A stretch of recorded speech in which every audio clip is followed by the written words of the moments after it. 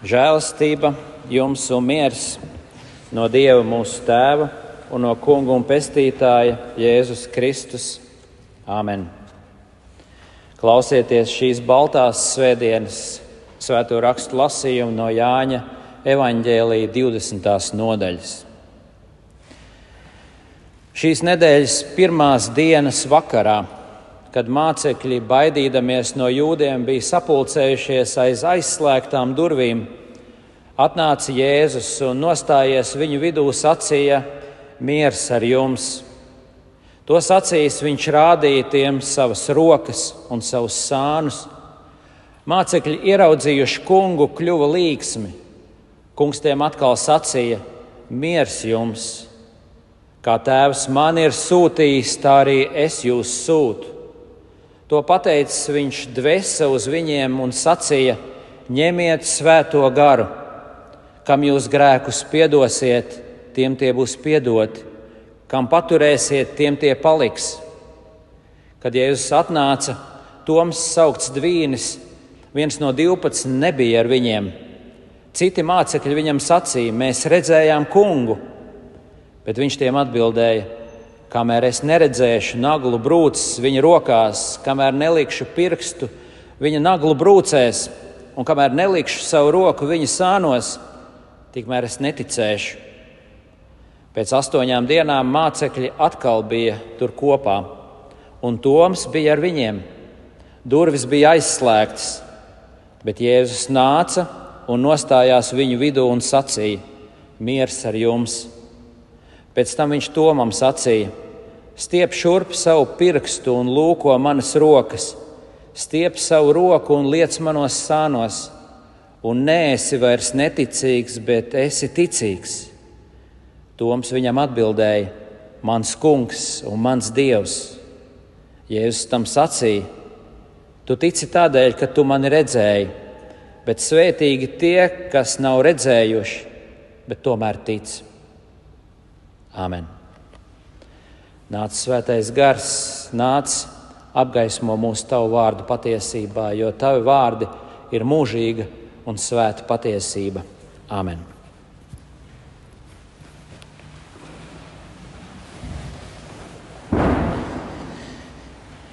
Mīļie brāļi un māsas Kristū, es sveicu jūs sirsnīgi baltajā svētdienā. Šī ir baltā svētdiena. Kāpēc balta? Tāpēc, ka tā mums atgādina lieldienu jauno dzīvību, kurā mēs esam ietērpušies. Tā ir kā atgādinājums par mūsu kristību baltajām drēbēm, kur mēs vairs nestāvam grēcīgi, bet ietērpušies Kristus svētumā, taisnībā.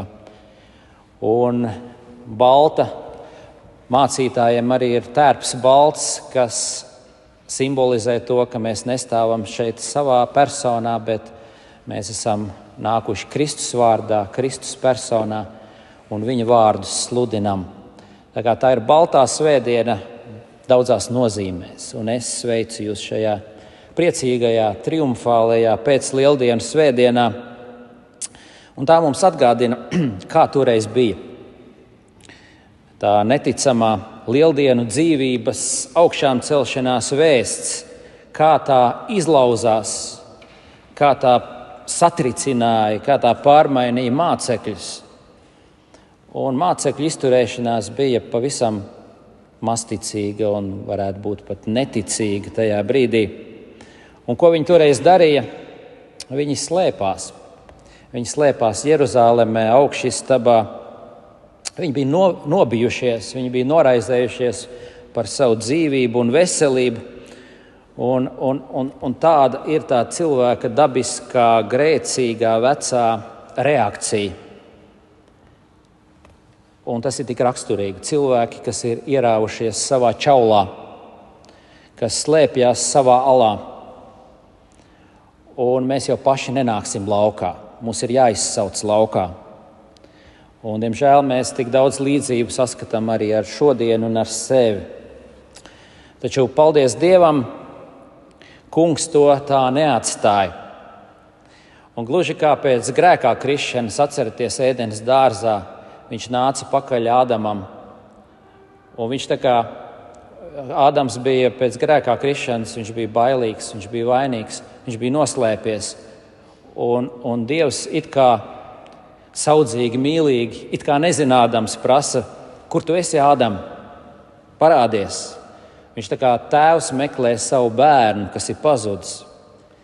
Tāpatās arī šeit pēc lieldienu notikumos mēs redzam, ka Jēzus nāk pakaļ saviem mācekļiem. Viņš tāpat, viņi bija noslēpušies aiz aizslēgtām durvīm, viņu sirdis bija ciet. Un viņš nāk pie viņiem un meklē viņus. To mēs lasījām šodienas lasījumā. Viņi bija pārbijušies no jūdiem. Un tādi esam mēs ar savu grēcīgo sirdi, ierāvušies sevi, bailīgi, slēpjamies no gaismas, no atklātības. Un, protams, kas var noliegt? Draudi bija reāli. Un arī šodien mēs varam teikt, visādi draudi ir reāli. Tā sauktā reālā dzīve, tā sauktā reālā pasaule, kur darbojās naudas un varas nežēlīgie mehānismi, kur darbojās cilvēku naids un nenovīdība. Kurš gan uzdrīkstēsies nerespektēt šo te reālo dzīvi? Un mēs, protams, katehismā mācāmies un mēs zinām šo patiesību, ka Dievu mums būs pāri visām lietām bīties, viņu mīlēt, uz viņu vien cerēt. Bet tā pasaule ir tik biedējoša. Pasaule liek it kā mūsu dievbijībai atkāpties otrā plānā. Un šīs pasaules likumības, pasaules tvēriens ņem virsroku. Un tik bieži mums atgādināts šis teiciens, gars ir labprātīgs, bet miesa vāja. Un mācekļi toreiz trīcēja kā apšu lapas. Viņi trīcēja par savu dzīvību. Par ko trīcam mēs, par ko drebam mēs šodien? Šodienas cilvēks dreb par savu labsajūtu, par dzīves ērtībām, par dzīves kvalitāti. Kā tik mūs neaizskartu kaut kas, un mūs neaizskartu tas, ko mēs mīlam, ko mēs turam par dārgu, mūsu ģimeni, mūsu sabiedrisko statusu, mūsu mantu, mūsu īpašumus. Un zaudēt kaut ko no tā nozīmē, gandrīz vai pazaudēt debesu labvēlību.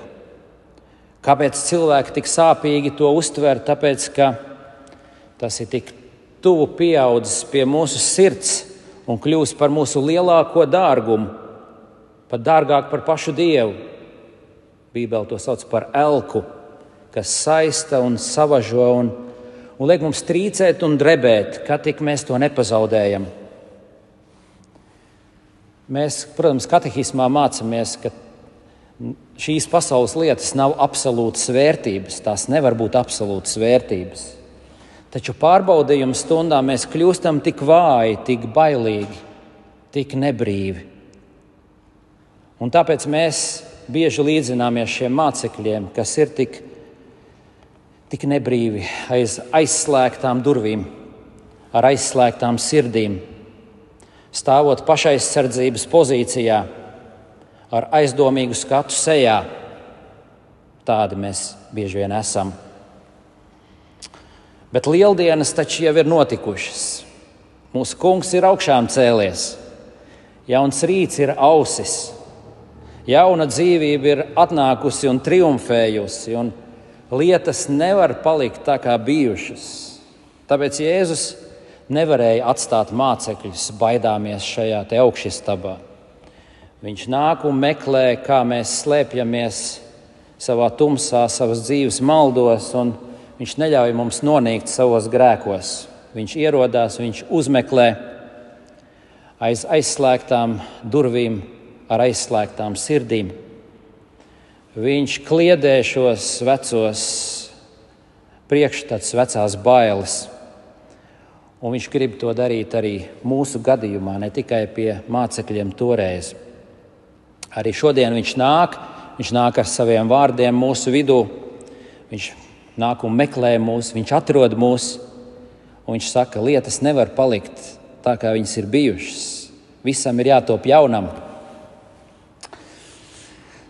Tomēr mēs uzvedamies bieži, it kā šīs pasaules vecie likumi būtu vienīgais valdošais spēks. Mēs esam tik līdzīgi šim šaubīgajam Tomam. Arī mēs uzstājamies ar skepsi un nepārliecinātību. Ieklausieties, kā viņš runā. Kamēr es neredzēšu naglu brūces viņa rokās, kamēr es nelikšu pirkstu viņa naglu brūcēs, un kamēr nelikšu savu roku viņa sānos, tikmēr es neticēšu.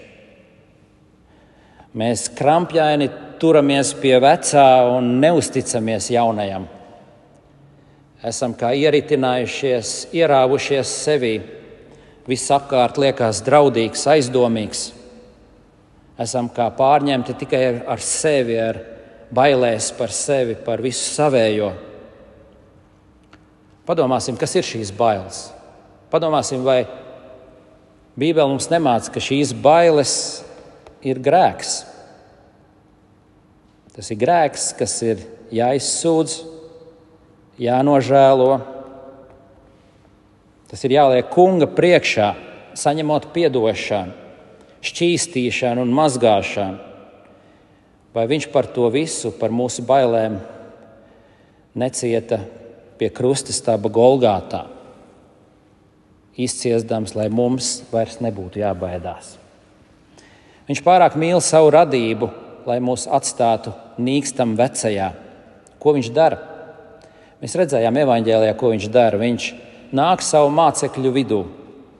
Viņš nāk ar savu augšām celto, apskaidroto, no nāves atsvabināto dzīvību. Viņš nāk un rāda savas rokas un savus sānus. Viņš rāda savas brūces un rētas. Kāpēc viņš to dara? Kāpēc viņš to rāda? Jo tās ir bezgalīgi dziļās viņa mīlestības zīmes pret mums. Tās ir mūsu brīvlaišanas zīmes. Tās sludina mums, ka vecais ir beidzies. Visa mūsu grēku piedošana mums tiek dāvināta. Ar viņa brūcēm mēs esam dziedināti. Viņš rāda mums šīs brūces un saka: nebīstieties, nedzīvojiet vairs bailēs, kas bijis ir pagājis, redzi, viss ir tapis jauns. Senais pravietis jau iepriekš pravietoja, ka Dievs mūs ierakstīs savās dēlnās. Viņš mūs iegravēs savās dēlnās. Un pie krusta viņš izdarīja tieši to. Viņš iegravēja visu mūsu vārdus savās dēlnās, mūs mīlēdams. Tāpēc viņš tagad var nākt un aicināt mācekļus laukā no visiem baiļu kambariem, no vecās dzīves ciešā tvēriena, lai mūs atraisītu, lai mūs darītu brīvus, lai dāvinātu mums tik dārgi pirkto brīvību. Ne nāve, ne šīs nāves bailes ir galējais biedz. Jā, mācekļiem pat nāve vairs nebūs tas briesmīgākais, un to mēs tālāk redzam, ka visi mācekļi bija gatavi pat iet nāvē Jēzus ticības dēļ. Tagad augstākais un pēdējais vārds pieder augšām celtajiem. Visa vara pieder Kristum. Un visam, ko mēs saucam par reālo dzīvi, visiem dzīves cietajiem faktiem, pat nāvei un iznīcībai ir jāatkāpjas Kristus priekšā. Viņš nāk augšām celts un dzīves, un viņš aicina mūs laukā no šīs vecās dzīves, no šiem tumšajiem kambariem, no sastinguma, sasmakuma, no grēka verdzības. Viņš aicina mūs jaunā dzīvē, Dieva bērna apžēlotajā brīvībā. Un to mēs redzējām tik spilgti šajā te epizodē. Viņš nāca un dvesa dzīvības garu uz mācekļiem. Viņš nāca un pats sūtīja apustuļus, un viņš šodien sūta sludinātājus, lai ko darītu, lai piedotu grēkus, lai pasludinātu šo jauno augšām celto dzīvību, ka caur šo garu, caur šo vēsti mēs visi esam ieaicināti šajā jaunajā dzīvē. Kā tas notiek? Tas notiek draudzē, elementāri. Kristība mūs mazgā no vecās dzīves maldiem un pārrada mūsu jaunai dzīvei. Grēku piedošana ik svētdien mūs atjauno, atgriež pie Dieva. Svētais vakarēdiens, ar to viņš kā ar mūžīgās dzīvības ēdienu un dzērienu mūs pabaro, stiprina, atjauno mūs šajā ceļā. Šīs lietas, šīs dievišķās lietas, kas nāk no Dieva vārdiem, Dieva dāvanām, tās mums kļūst vissvarīgākās. Šeit mēs atrodam to patiesību, taisnību un brīvību Kristū, ko mēs citur šai pasaulē neatrodam. Tāpēc Kristus pavēles mēs arī šodien to sludinām. Jo kur vien nāk Kristus, kur viņš spēr savus soļus, tur grēka un nāves varai ir jāatkāpjas. Tur nāve un iznīcība zaudē savu pamatu un teritoriju, tur dzīvība valda, tur vecajam jāatkāpjas.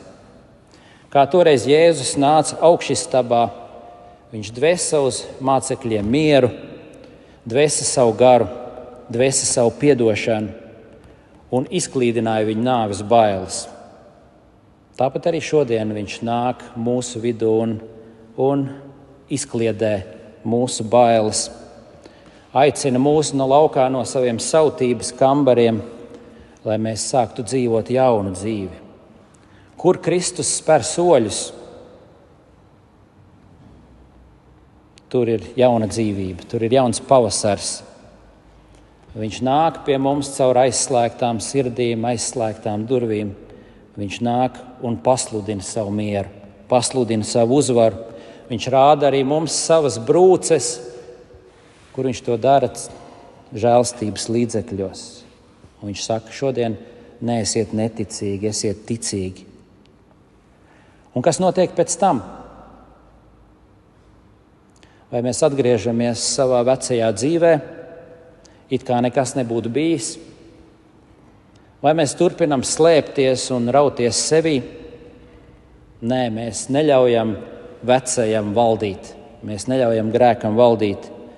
Kristus mūs ir apžēlojis. Viņš saka, ej un negrēko vairs. Mēs dzīvojam ar jauno dzīvību. Mēs negribam vairs dzīvot sev, mēs gribam dzīvot Dievam un savam tuvākajam. Un kad mācekļi bija sastapušies ar savu kungu, viņi gāja uzreiz un teica Tomam, mēs redzējām to kungu. Mums ir dzīvības vārdi. Šie vārdi maina visas lietas.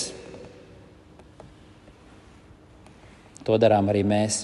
Mēs apliecinām, ka dzīvība ir uzvarējusi. Kas bijis, ir pagājis. Redzu, viss ir tapis jauns. Ticiet tam. Āmen.